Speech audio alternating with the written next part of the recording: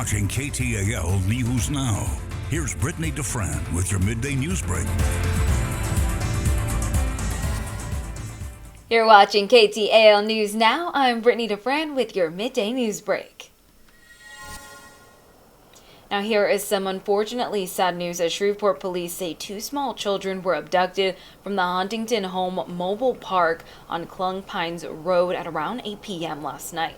Officials say there was a domestic disturbance between the mother and the kidnapper that led to the kidnapper to drive to Bill Cockrell Metro Park and Community Center on Pines Road.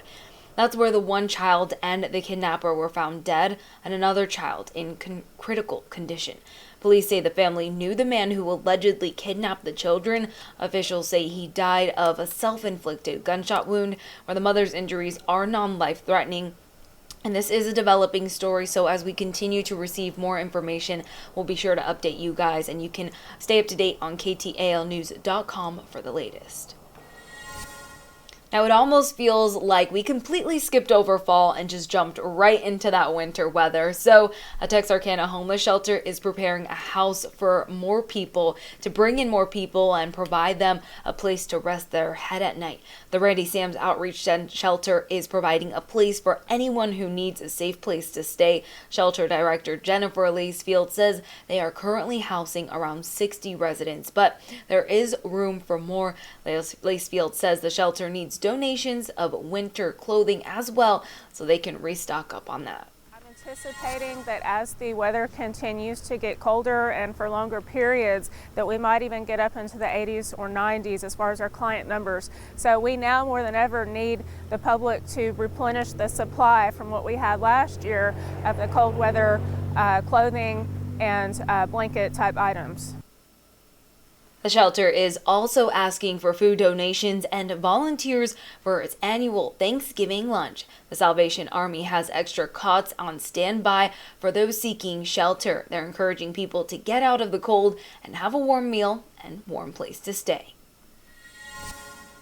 Now we're continuing to look at the sentencing phase of the convicted murderer, Taylor Parker. Now this marks the second week of this portion of the trial. Prosecutors continue to show why they feel Parker deserves a death penalty for murdering Reagan Hancock and her unborn baby. On Tuesday, jurors learned Parker kept going to different doctors, trying to find one who would diagnose her with multiple sclerosis and other fake illnesses. Now, they also heard more about the troubles Parker had trying to keep a job, including being fired from a clinic after she represented herself as a nurse practitioner to get pain pills. The full details of Tuesday's testimony are on KTALnews.com, so you can get caught up there with the latest. Now let's turn to your national headlines here. We are taking a look at a first-of-its-kind legal case as a corporation is charged by the Justice Department with providing material support to foreign terrorist organizations.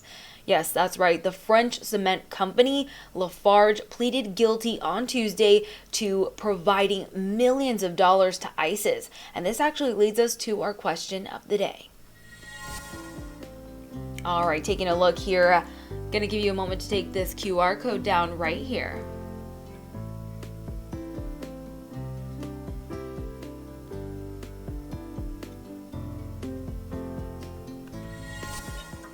All right, today's question of the day is a $778 million fine harsh enough punishment for Lafarge for providing support to terrorists? Go ahead and put your answer in here, as it seems that is what they'll need to pay for the criminal fines. And so we just want to hear from you and see if do you think that's fair enough? A fair enough punishment there.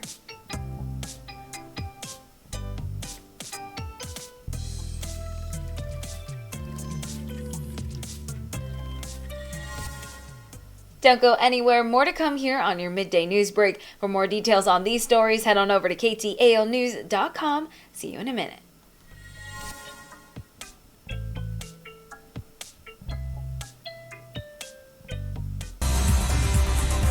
You're watching KTAL News Now. Here's Brittany DeFran with your Midday News Break. Welcome back to KTAL News Now. I'm Brittany DeFran with more on your Midday News Break. NBC6 is your local election headquarters. The candidates are getting ready to be your Shreveport mayor while talking about all things infrastructure, community policing, and crime. At a mayoral forum on the campus of LSU Shreveport, 5 out of 10 candidates were in attendance last night at an hour-long forum discussing their views on potential plans for the city if elected for mayor of Shreveport. Really what our city needs the most is collaboration between all the departments and organizations. Personally, I'm a public school teacher for Caddo Parish. My husband works for the Juvenile Detention Center in Caddo Parish. So when they're talking about, juvenile crime and police officers' benefits, those are all things that are going to affect my life a lot. So it's really important for me to hear the policies because it really is my... The meeting was open to the public. Now, we also want to remind you that we are hosting a debate with the candidates for Shreveport Mayor. It's Thursday, October 20th at 7 p.m. at Susla. The topic will be infrastructure. Now, seating is limited, so you will need to register. Super easy. You can head on over to ktalnews.com to find that registration link. Now, an elderly couple loses everything overnight as their home is destroyed in a fire in the Queensboro neighborhood. It happened on Grove Ave and Fair Street around 11:35 p.m. Shreveport Fire Department was on the scene within 2 minutes. When they arrived, they found heavy smoke and flames coming from the 2-story home. Now, an off-duty officer did say that on the scene, he told our news crew that the fire hydrants in the area were not working. This had firefighters waiting about 30 minutes for water to put out the flames. Now, thankfully, the couple was able to escape safely, and according to SFD, the home was a total loss, but the cause of the fire remains under investigation. And the Salvation Army is also extending a helping hand as the temperatures begin to drop. It almost seems like we skipped right over fall and jumped right into the winter weather. And these temperatures are definitely dropping. I'm bundled up today, and they are providing extra cots, and they have them on standby for those seeking shelter. They're encouraging people to get out of the cold and come by so they can have a warm place to stay and a warm meal as well.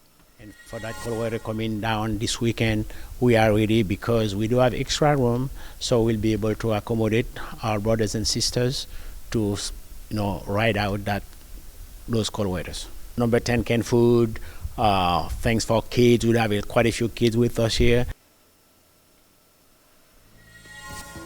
All right, we're going to turn to your national headlines now, but going to give you a moment to take down this QR code you see right here on your screen as it goes hand in hand with our question of the day. All right, let's take a look here. The question of the day is a $778 million fine harsh enough punishment for Lafarge for providing support to terrorists? Now, this question comes as your national headlines. We're taking a look at a first-of-its-kind legal case as a corporation is charged by the Justice Department with providing material support to foreign terrorist organizations. The front cement company Lafarge is pleaded guilty on Tuesday for paying for providing support. Tell us what you think here.